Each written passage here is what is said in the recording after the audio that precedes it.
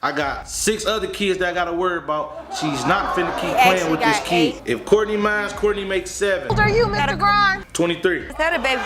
We just had a baby together. That's the 8th one. Come on, every man, every woman knows when their partner's cheating on them. Did you ever catch her? Did you ever witness firsthand? I caught her in the man's apartment, but actually caught her activity, no. They treated me like I was outsider. I didn't get along with. Constantly, every day, my stepmom would tell me that he wasn't my father. What?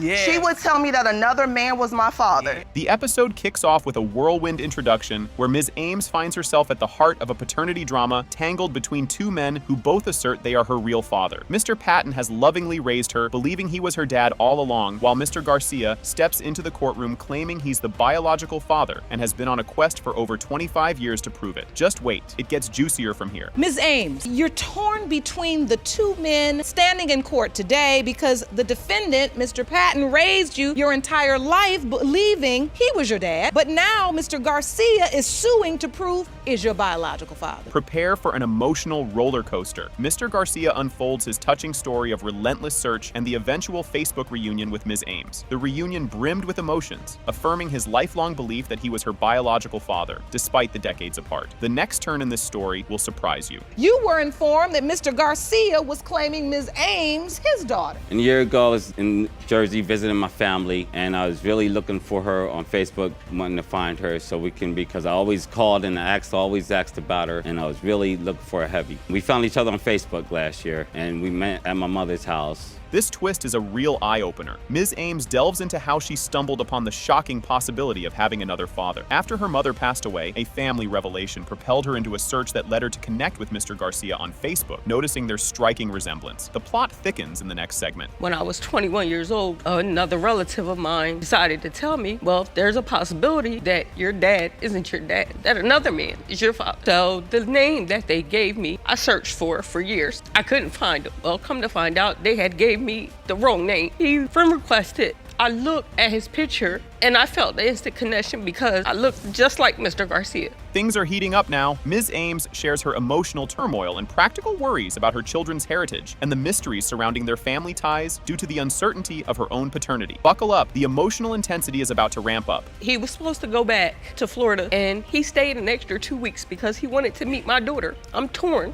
I have 2 kids and I want my kids to know who their grandparents are. My mother's not around. I don't want my kids growing up accidentally dating their family members because we don't know the truth. That's a very real concern. Yeah, my son will be 18 years old. I don't want him to be dating one of his cousins and not know it. Get ready for a heart-tugging moment. Mr. Patton talks about his deep commitment and financial contributions towards Ms. Ames, highlighting the staggering $40,000 he spent in child support, proving his dedication regardless of their biological connection. The revelations up next will definitely raise some eyebrows. And you submitted to the court that you've paid your entire child support debt off. Yes, I have the documentation. It's paid in full. Yes, I have it right here, Your Honor. I'd like to see that. Mr. John Patton, State of New Jersey, paid. No open cases. More than $40,000.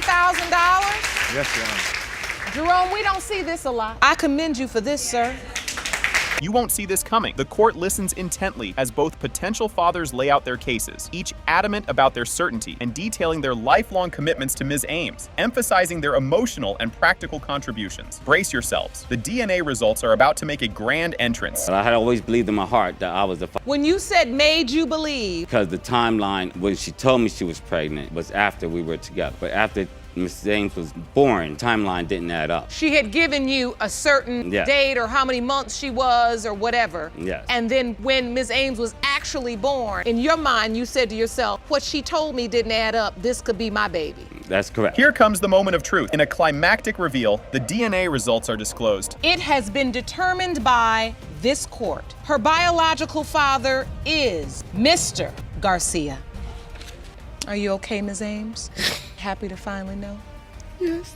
Buckle up, folks. Mr. Lloyd steps into the courtroom with a bombshell claim that he believed he was the father of Miss Riley's daughter, Courtney Marie Grimes. The twist comes when another contender for fatherhood is hinted at, throwing Mr. Lloyd for a loop. Miss Riley stands firm, completely sure that Mr. Lloyd is not the dad, and she's ready to throw down evidence to prove it. As the judge calls for backstory to untangle their complicated relationship web, you can't help but grab your popcorn. Mr. Lloyd, you are in court today to prove that you are the biological father of the defendant's 1.5-year-old daughter, of Courtney Marie Grimes. You claim the defendant led you to believe that you were the father, to have a bomb dropped on you that another man was her dad. Ms. Rayleigh, you say you are 100% sure that Mr. Lloyd is not Courtney's biological father, and you will prove your case in court today. Just when you think it's a regular Tuesday, Mr. Lloyd and Miss Riley dive into the juicy details of their romantic timeline, hinting at a swift cohabitation post-hookup. The plot thickens as they recount the pregnancy announcement and Mr. Lloyd's roller coaster of emotions, from elation to suspicion, thanks to a timeline that doesn't quite add up. Strap in, because the emotional roller coaster is just picking up speed. At the time you were dating Ms. Rayleigh, did you feel like you were in an exclusive relationship? At the time, I didn't. You know, as it prolonged, I did start catching feelings for her. Actually, we moved together after. When she tells you she's pregnant, she comes to you and says what exactly? We was actually sitting in her room, we was talking. She started crying, said she was pregnant. I was excited, you know, this is my first child, so I was excited. I was willing to take up the responsibility to be in Courtney Grimes' life. Hold your horses. Here comes a twist. Miss Riley drops a truth bomb that the baby might not be Mr. Lloyd's after all, based on some date discrepancies. Mr. Lloyd recounts his dramatic exit to Indiana, painting a picture of a man scorned by uncertainty and betrayal. What's next? Even more bombshells, so keep your eyes peeled. Your Honor, I was 9 weeks pregnant when I found out I was pregnant. That's when the doubting and everything. I said, well, 9 weeks ago, I wasn't with Mr. Lloyd at all. I was with Mr. Grimes. It was around Super Bowl, which was in February the 2nd, is the day that they trying to say I was conceiving between the 2nd, I believe the 6th, and I wasn't around Mr. Lloyd at the time that they had gave me my conceiving date.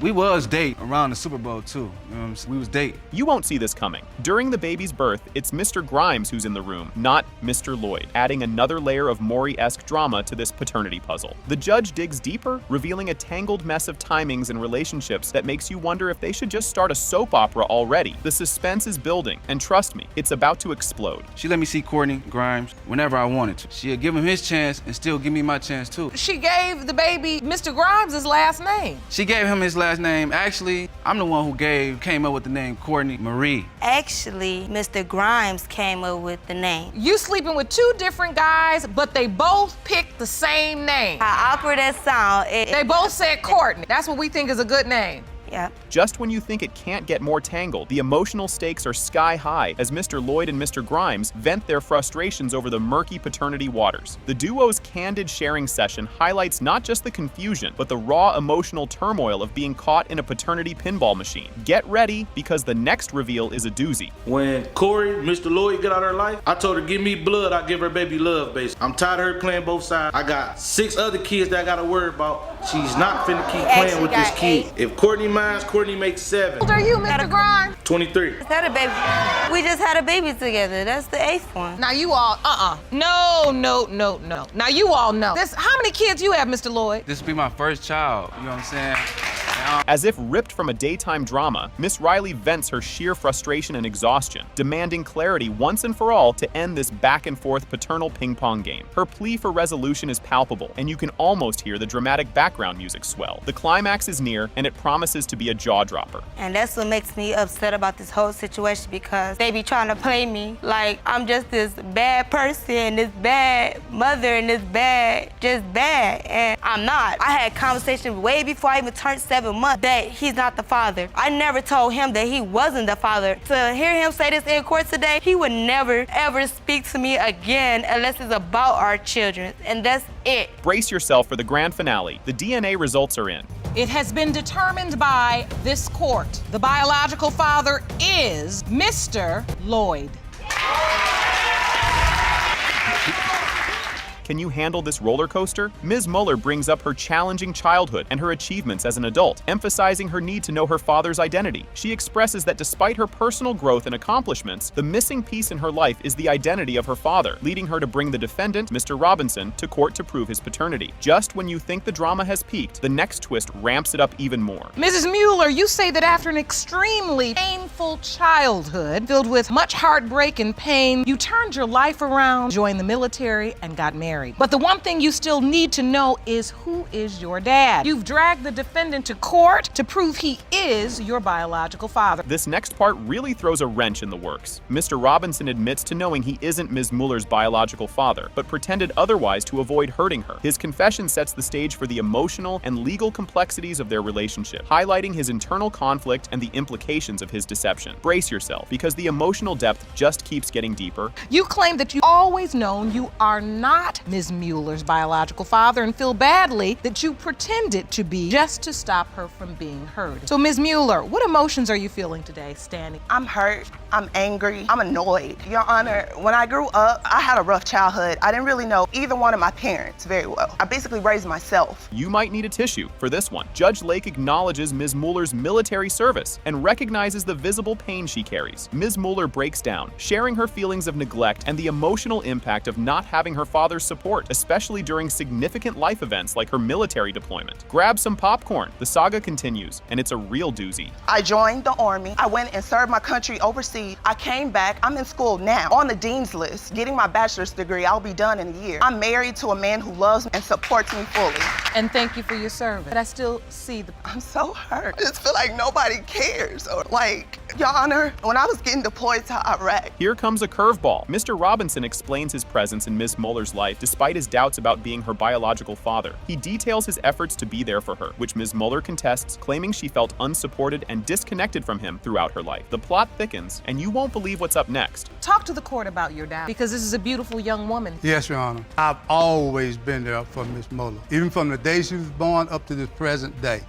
Even with my doubts that she was not my daughter, I was there for her. What ways were you there for her? Because when I look at her, she wants that answer. I was always there. I always come visit her. I tried to take her place, do things with her from the birth to this present day. Just when you think it couldn't get any more tangled, a conflict arises over Ms. Mueller's alleged lie about living conditions, which Mr. Robinson disputes. The judge probes deeper into Mr. Robinson's doubts about his paternity, leading to a recount of his relationship with Ms. Mueller's mother and the ambiguous circumstances surrounding Ms. Mueller's conception and birth. The tension mounts, and the next clip will have you on the edge of your seat. You say you have doubts, yes, but you also say you've always been there. I've been there because I've always been a stand-up. I was raised to believe that if you were a father, you take care of your kids, and that's what I did. And do you understand that she believes you're her biological father? Not by the way they treated me, no, Your Honor. You'll be shaking your head at this one. The court calls Ms. Mueller's mother, Ms. Cobbs, to testify. She vehemently denies Mr. Robinson's claims about her infidelity, emphasizing her commitment to their relationship and asserting that Mr. Robinson was indeed the father, as he was present and supportive during the pregnancy and birth. The drama escalates, so stay tuned for an even juicier revelation. Ms. Cobbs, you are Ms. Mueller's mother. Yes, ma'am. So Mr. Robinson has asserted in court today, Ms. Cobbs, a lot of men friends during your relationship. And when he come home, suddenly it's time for them to go. It's a bald-faced lie. How, if you come up in your house and see another man up in there and you gonna be that calm? When I'm committed, I'm committed. I don't do no outside dipping in that. For us him talking about being a father to her, no, he haven't. This part adds an extra layer of complexity. Ms. Mueller shares her experience of living with Mr. Robinson and feeling like an outsider in his home. This testimony reveals the emotional and psychological impacts of her disputed paternity and foster care experiences, highlighting the deep-seated issues in their relationship. Fasten your seatbelts. The climax is fast approaching. And he took me to go stay with him, and I was excited at first, Your Honor. You know, I was thinking, you know, there's a family. I can go be with some family. When I got there, I felt like I didn't belong. They treated me like I was outsider. I didn't get along with. Constantly, every day, my stepmom would tell me that he wasn't my father. What? She would tell me that another man was my father. Why go get the child if you're gonna bring her home just to have her be verbally abused? Your Honor, it wasn't that way. I went to get her, to take care of her, to get her out of foster care. Get ready for the grand finale. The climactic reveal of the DNA results confirms.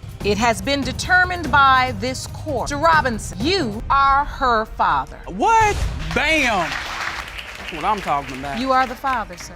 Can you believe this opener? The court session kicks off with Ms. Johnson and Ms. Davis stepping up to finally unravel the mystery of their paternity. They spill the beans about a funeral fiasco where a random guy claims he's their real dad, sending the audience into a tizzy. Grab your popcorn, because it only escalates from here. Ms. Johnson and Mrs. Davis, you are here in court today to finally find out if defendant is your biological father. You both claim at your mother's funeral a different man approached you and announced he instead instead is your father. Get ready for a plot twist. Ms. Johnson recounts a bizarre encounter at her mom's funeral, where a stranger suddenly hugs her and claims paternity, all while she thought Roger Johnson was her dad. The courtroom is buzzing with tension as she navigates this emotional bombshell. Just wait, it's about to get even more tangled up next. Explain to the court what happened at your mother's funeral. At the time, I haven't seen my mother in 4 years. I was at work, and that's how I found out that my mother had passed away. Now, the day of the funeral, when I had walked in, this guy had walked in behind me and put his hands around me and asked me, how is my beautiful little girl doing? Well, here at this time, I had thought that the defendant, Roger Johnson, was my biological, and at the time, I did not know who was behind me. This revelation will knock your socks off. In a dramatic turn, Mr. Johnson admits his long-standing paternity doubts, mentioning a family friend who might actually be the biological father. The plot thickens, leaving everyone on the edge of their seats. But hold your horses, there's more drama just around the corner. You knew this man already? Yes, Your Honor. So you grew up knowing this is just a friend of your family? Yes, Your Honor. Then he announces he's your father. Yes, Your Honor. Him and my mother when she was alive. When Yes, she Your was Honor. alive, mention that. What did your mother say to you? Mother would say that she wasn't for sure, but a lot of times she would change her mind and say that Johnson, the defendant, was my biological father. Buckle up for more revelations. Mr. Johnson dives deep into his past marital woes, revealing his suspicions about his wife's fidelity and recounting the moment he caught her with another man. The emotional stakes are sky high in the courtroom. The roller coaster isn't over yet, so stay tuned. You're not spending the time with me.